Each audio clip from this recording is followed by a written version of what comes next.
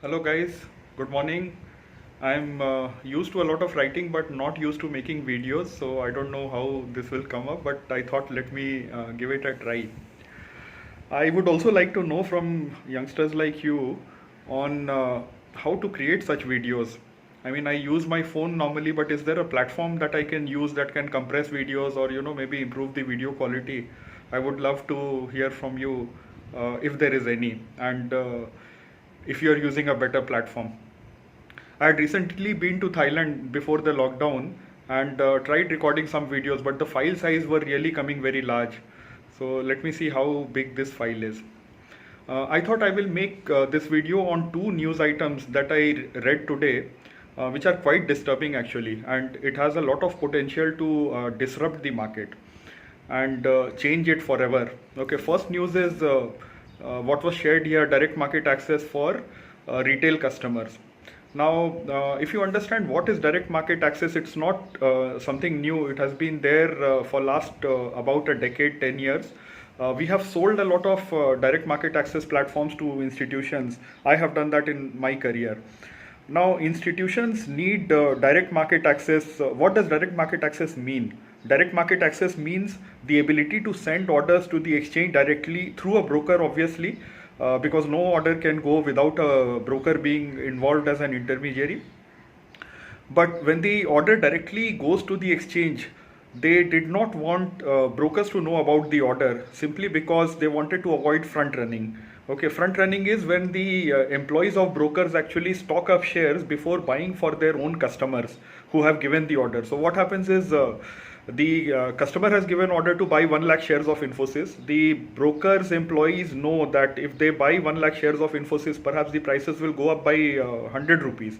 So what they will do is they will first buy for themselves and then put in the order for 1 lakh shares of Infosys, and then when the prices go up by 100 rupees, they will sell their own shares that they had purchased for themselves. Okay, this is called insider trading, and the whole industry was plagued with insider trading. And one of the ways to there are many ways to avoid insider trading. One of the ways is implementing direct market access. So direct market access uh, is a facility allowed by brokers, given by brokers to their end customers, where they can send the orders, but the broker comes to know about this order only after this order is executed. So nobody can take advantage before the order is sent. Okay. Uh, so this kind of technology was already there for last 10 years for large institutional clients. Now it is bizarre to try to extend this to retail customers. Okay, and to do away with the role of broker in between. Brokers have a very specific role to play. They do KYC for their customers, they bring the market to the customers' doorsteps, and they kind of underwrite the credit risk for their clients. So what happens is if the client transacts and doesn't settle, the broker steps in and he has to make good the money and settle the transaction. The exchange is obviously very worried about transactions happening on the platform and customers not settling it. So brokers have a very specific role to play, which they have been playing over this so many decades very well.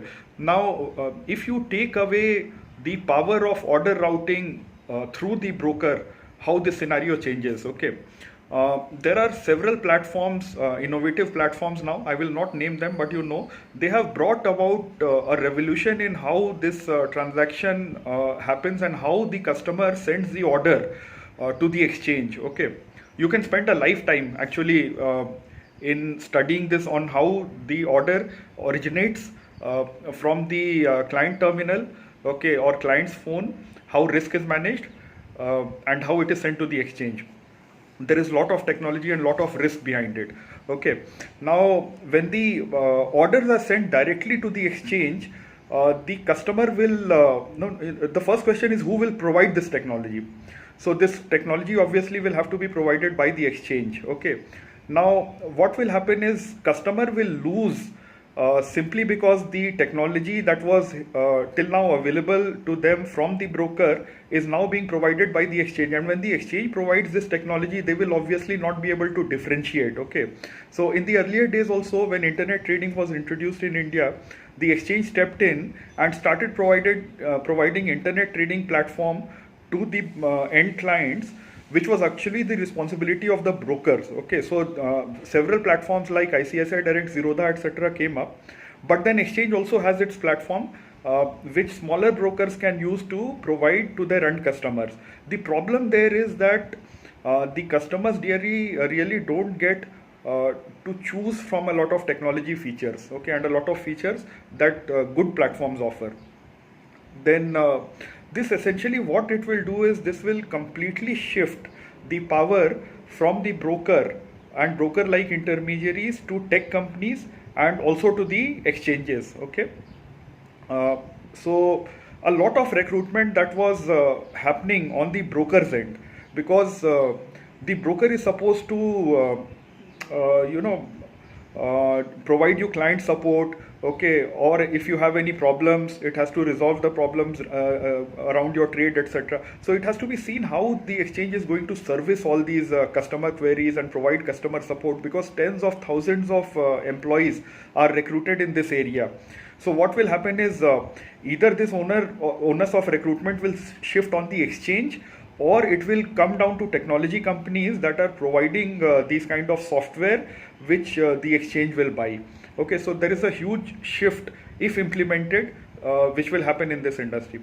The second news that I wanted to discuss was, which is more worrisome, is that very soon SEBI will implement a system where netting off of obligation is not allowed, which means if you sell Reliance shares today, you cannot immediately buy some other shares from these sales proceeds immediately.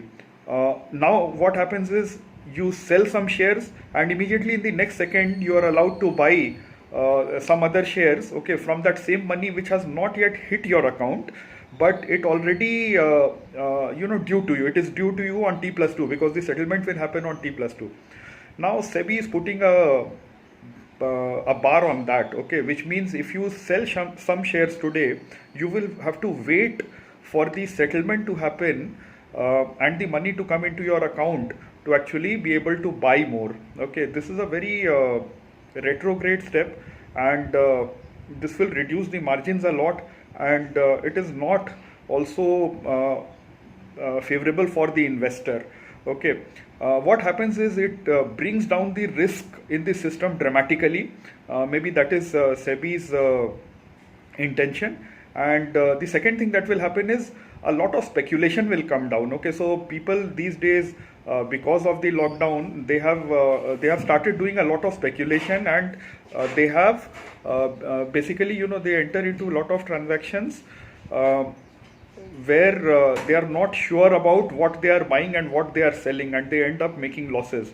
So this is a step perhaps to curb these kind of activities, but there are better steps that could have been taken rather than hitting every investor across the board with this kind of disallowance on netting of obligations. Okay, we'll have to see how these two things pan out, but because these were important developments, I thought I will make this video for you guys. Thank you. Bye bye.